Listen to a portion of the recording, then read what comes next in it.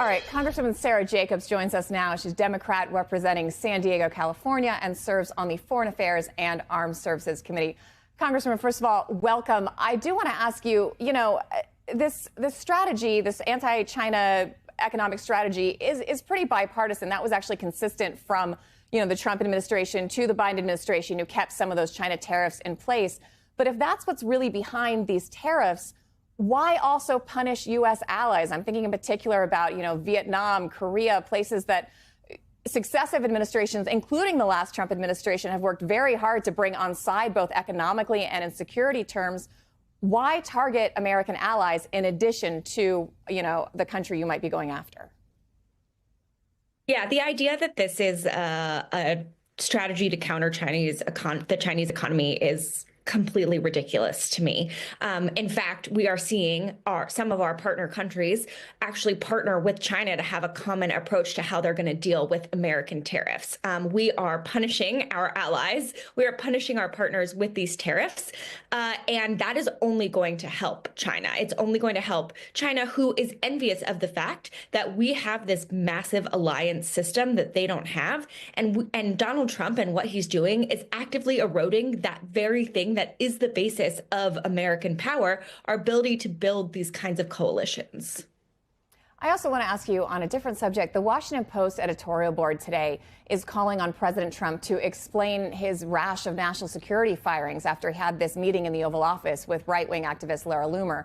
And the New York Times says it reports that Loomer believes President Trump should reevaluate his entire National Security Council.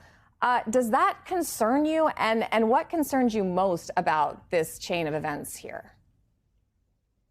This whole thing is incredibly concerning. First of all, Laura Loomer has no role in government, as far as I know, which means she has not filed any of the necessary disclosures. We don't know all of her conflicts of interest. We don't know exactly what her sort of role is here.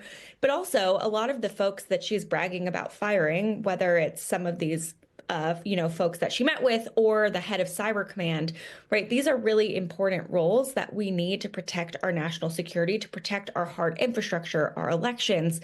We know that these kinds of cyber roles are incredibly hard to fill because we're competing with big companies. And so getting people who are trained in this, who have this kind of expertise and want to come and work for the U.S. government is really hard. We spend a lot of money training these folks. And the fact that some person who has no actual official role in government can just come in and decide that they are not loyal enough and therefore they shouldn't be here is really, really concerning. We do not want these roles to be about a loyalty test to the president. We want these roles to be about who has the expertise to keep our country safe. Yeah, I have a couple of friends who took jobs like that, and they were offered huge salaries in private tech, and they took them because they wanted to serve their country and they wanted job security, and now they're kind of questioning that a little bit. I also want to ask you, the Senate pushed through Trump's budget plan overnight on Friday into Saturday.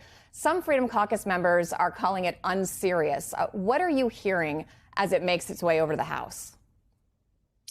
Look, I am hearing many of my Republican colleagues have concerns about this budget. Now, the question is if they'll be willing to do anything about it, right? Like, I have colleagues who will privately tell me that they're concerned about what this means for cuts to Medicaid.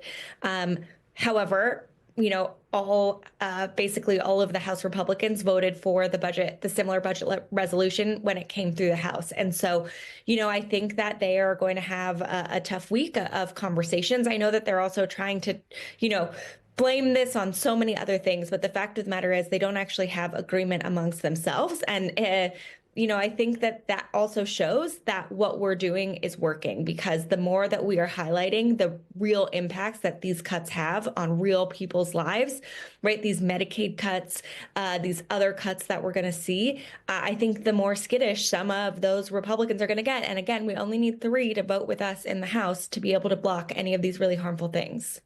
And speaking of some of those cuts, in the last few days, you've introduced this Delete Doge Act. Targeting federal funds for Trump's executive orders authorizing Doge to make those government cuts. What are you hoping to accomplish here? And are any of those Republicans you were just talking about who privately have voiced concerns about Elon Musk or the way this is happening, do you really think you could get any of them on side enough to potentially pass this?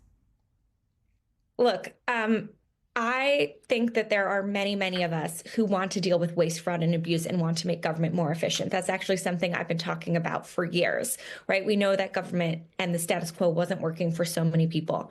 But the way that DOGE is going about it, just these like mass cuts and these so-called mistakes where they're literally firing the people who are trying to address Ebola and bird flu, who are supposed to be taking care of our nuclear security, who are answering the VA crisis hotline, right? This is that just this wholesale firing, this wholesale sort of gutting of these programs.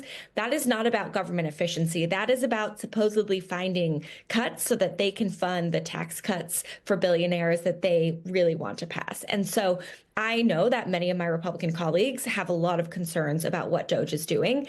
And part of why I introduced this legislation is to say, hey, Congress has a role here. You can vote with us. You can say they can't do this unilaterally. And then we, through the budget process, should be doing what is our job, which is going through all of the spending, figuring out how we can make government more efficient, making sure that we are doing our actual constitutional job. But that is not the same as having someone who, again, Elon Musk has not filed any financial disclosures. We don't know what his conflicts of interest are. And you'll notice one of the few things that haven't been cut are Elon Musk's own contracts with the government, totaling about $38 billion. He's now putting himself in as the middleman between the government and a lot of the sort of business that we need to interact with for government to function.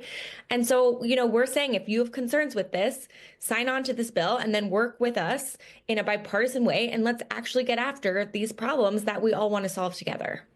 All right, Congresswoman Sara Jacobs, thank you for joining us.